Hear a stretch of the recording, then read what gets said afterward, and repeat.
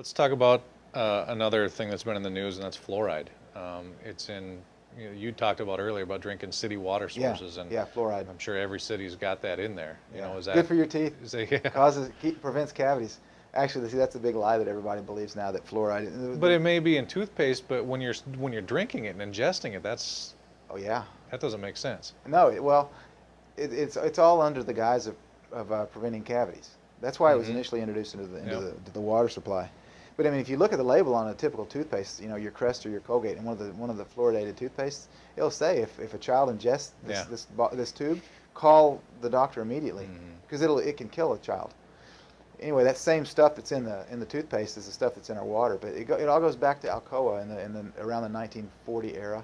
Alcoa, big aluminum manufacturer in Pittsburgh, had this toxic waste that they would scrape off their smokestacks that they were having to sodium fluoride. They were having to bury in toxic landfills, and so they wanted to figure out a way to make money on it. And so they hired Trindley Dean. Yeah, Trindley Dean. Trindley Dean was the man's name. So they hired Trindley Dean, who was a dentist, to go across 300 plus cities in South Texas and figure out if there was any link between fluoride and tooth decay. And it turns out that in over 300 of those cities, there was absolutely no link. There was no link at all. And in about 28 of the cities, I believe, it's 28 out of 360 something cities, they found that the kids had a lower incidence of tooth decay.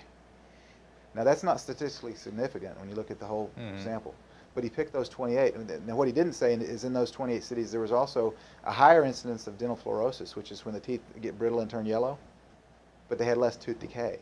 Okay, so it's kind of a play on words.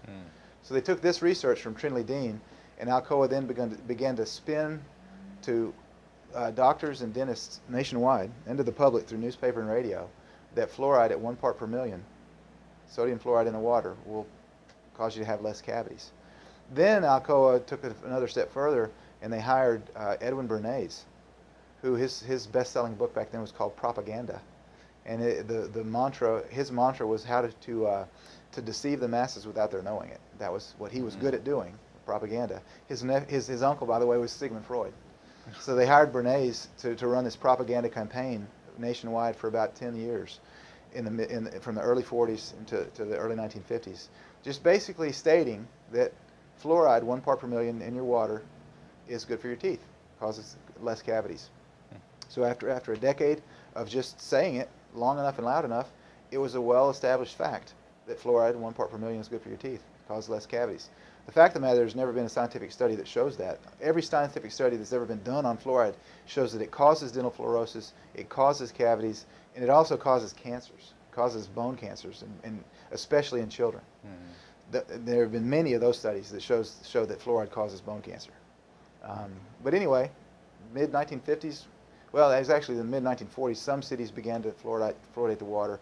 By the mid-1950s, most major cities around the states began to fluoridate the water. Now, 70% plus of the cities in the United States, the municipalities, fluoridate their water with sodium fluoride or hydrofluorosilicic acid, which is another kind of fluoride, which are both toxic, both carcinogenic, and they're both hazardous materials. And they transport them to the municipal water supplies in hazmat trucks. Fluoride is hazardous. But then they drip it in your water, and it's supposed to be good for your teeth. Yeah. And the most absurd thing that I've ever seen is when they have the fluoride infant bottles, the little baby waters this big with fluoridated water, giving the kid bone cancer. But it's just a well-known fact that fluoride is good for your teeth. Not one scientific study has ever been shown to prove that. But it's just general knowledge now. And if you question fluoride, you're a nut. Yeah. So I guess I'm a nut because I question it because I've read the studies. But you're crazy if you read the studies nowadays. If you research on your own, you're crazy because you got to believe what you're told on the TV. And if you don't believe what the TV says and the mainstream media says, you must be a nut because you read documents. So I guess I'm a nut because I've read studies.